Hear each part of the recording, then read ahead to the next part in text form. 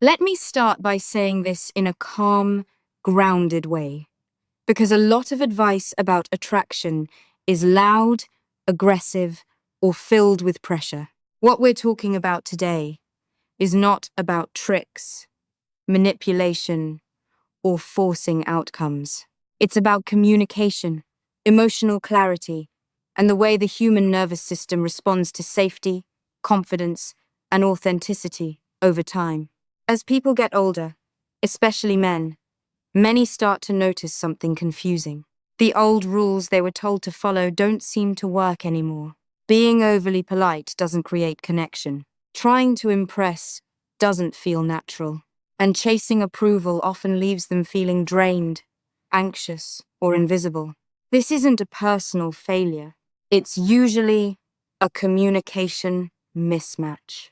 The human brain, regardless of gender, is wired to respond to clarity. Uncertainty creates stress.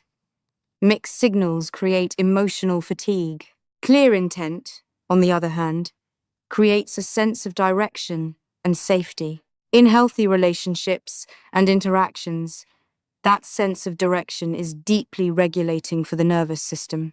Through observing countless interactions over the years, a consistent pattern appears. The men who create the strongest emotional impact are rarely the loudest, richest, or most physically striking. What they share is something quieter and far more powerful. They communicate their inner world clearly, without apology and without pressure. Most people don't realize this, but emotional attraction is not built through constant talking. It's built through moments of emotional alignment. When words, tone, posture, and intention are in sync, the brain receives a signal of coherence. Coherence is calming, and calm connection is what allows attraction to grow in a healthy way. There are two simple phrases that, when used naturally and sincerely, tend to create this coherence, not because they are magical words, but because of what they represent neurologically and emotionally. They signal self-awareness, responsibility, and emotional presence.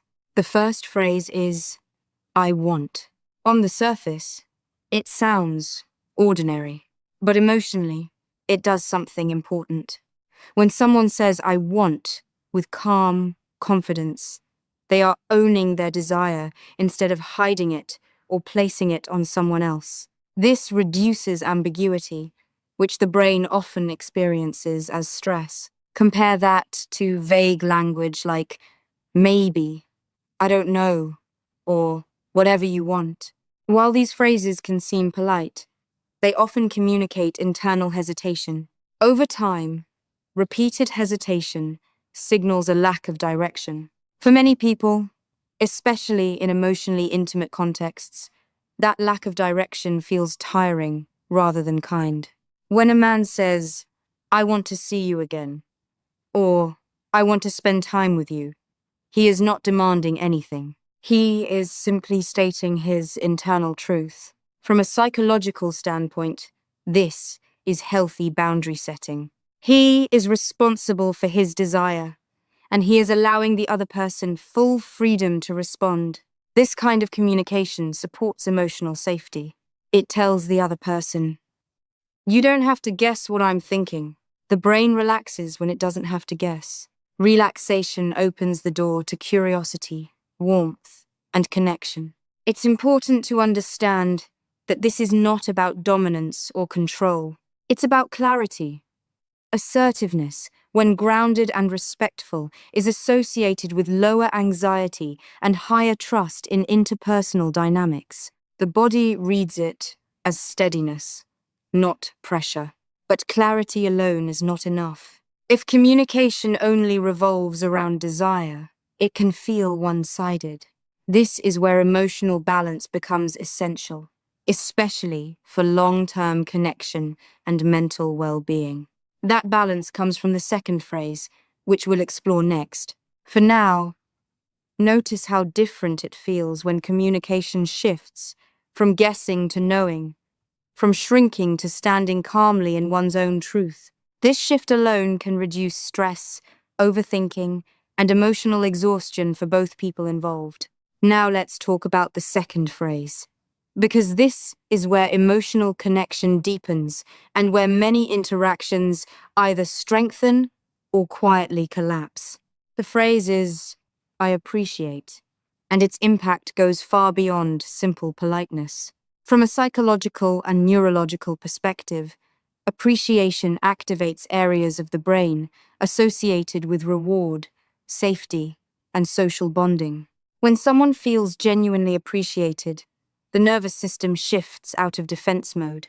Heart rate slows slightly, breathing becomes more regulated, and the brain releases small amounts of oxytocin, the hormone linked to trust and connection. This matters because attraction does not grow in a stressed nervous system. When someone feels evaluated, chased, or pressured, the body tightens. When someone feels seen and valued, the body opens. Appreciation, when sincere, creates that opening. There is an important distinction here. Appreciation is not the same as flattery. Flattery is often exaggerated, vague, or focused only on surface-level traits. Appreciation is specific, grounded, and emotionally accurate. It reflects attention. It says, I noticed something real about you. When a man says, I appreciate how present you are when we talk, or I appreciate the way you think things through, he is communicating emotional awareness. He is signaling that he is not just reacting to appearance or novelty, but engaging with the person as a whole human being. This has a regulating effect on both sides. The speaker remains grounded because he is expressing truth, not performing. The listener feels safe because she is being acknowledged without expectation or demand. This balance is essential for healthy emotional dynamics. When I want and I appreciate are combined, something subtle but powerful happens. Desire is expressed, but it is softened by respect. Initiative is shown, but it is balanced by emotional attunement. This combination tends to feel mature, calming, and trustworthy, rather than intense or overwhelming. For example, saying, I want to see you again, expresses intent. Adding, because I appreciate how comfortable our conversations feel, adds emotional context. The brain receives both signals at once, clarity and care. That pairing is memorable because it engages both emotional and cognitive processing. However, none of this works if the communication is incongruent. Congruence means that the body, voice, and words are telling the same story. The human brain is extremely sensitive to mismatch. If the words say confidence but the posture collapses, the nervous system registers uncertainty. If the words say appreciation but the tone is rushed or distracted, the message loses credibility. This sensitivity is not conscious. It's biological. Humans evolved to detect inconsistency because it once signaled danger. Today, it simply affects trust. When communication is congruent, trust builds quietly and naturally.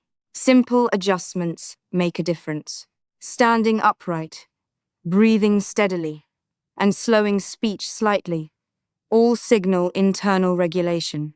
Eye contact that feels relaxed rather than forced communicates presence. These are not performance techniques. They are signals of being settled in one's own body. Timing also plays a role in how these phrases land. Emotional impact increases when words are used at moments of reflection rather than constant repetition. After a meaningful conversation, at the close of a shared experience, or during a calm pause, the brain is more receptive. Emotional memory forms more easily in these moments. From a mental health perspective, learning to communicate desire and appreciation clearly can reduce anxiety, rumination, and emotional burnout. Instead of replaying conversations internally, clarity brings closure. Instead of chasing validation, appreciation grounds connection in reality. This approach is not about perfection. It's about honesty delivered with steadiness. And steadiness, over time, is what creates emotional safety. Before we finish, it's important to slow this down and bring everything into a healthy, grounded perspective. Communication that creates attraction should never come from fear, pressure, or the need to control an outcome. When it does, the nervous system senses imbalance and connection fades instead of growing. What actually sustains attraction over time is emotional regulation and integrity. Using clear phrases like "I want" and "I appreciate" is not about scripting conversations. It's about learning to express your inner state without hiding or overcompensating. When you are regulated, your words carry weight naturally. You don't need to push them. They land because they are true. From a health and awareness standpoint, this kind of communication reduces chronic stress. Many people don't realize how much emotional tension they carry from unspoken desires, suppressed feelings, or constant self-monitoring. That tension affects sleep, digestion, focus, and mood. Clear expression allows the body to release that load. Another important point is outcome independence. Healthy communication is not about guaranteeing attraction or approval. It is about alignment. When you say what you want and express what you appreciate, you are offering a clear emotional signal. The other person is free to respond honestly. This mutual freedom is what creates respect, even if the outcome is not what you hoped for. When attraction does grow, it grows on stable ground. The emotional memory that forms is not one of pressure or confusion, but of being seen, valued, and safe. These are the memories the brain returns to. These are the interactions that linger without effort. It's also worth addressing age, because many people feel that attraction becomes harder as they get older. In reality, what changes is tolerance. As emotional maturity increases, the nervous system becomes less willing to engage in chaos. Clear, calm communication becomes more attractive, not less. Emotional steadiness often matters more than physical intensity. Practice matters, but practice does not mean forcing interactions. It means becoming more honest with yourself first. Notice what you actually want. Notice what you genuinely appreciate. When those things are clear internally, expressing them externally becomes simple. If you take one thing from this, let it be this. You don't need to become someone else. You don't need to perform confidence or memorize lines. You need to be present, regulated, and real. That alone changes how your words land. Connection grows where clarity meets care. When desire is expressed responsibly and appreciation is offered sincerely, the body relaxes, the mind opens, and communication becomes something nourishing rather than draining. Use this approach gently. Use it with respect. And most importantly, use it with yourself as well. Self-clarity and self-appreciation are the foundation of every healthy connection. Thank you for staying with this to the end.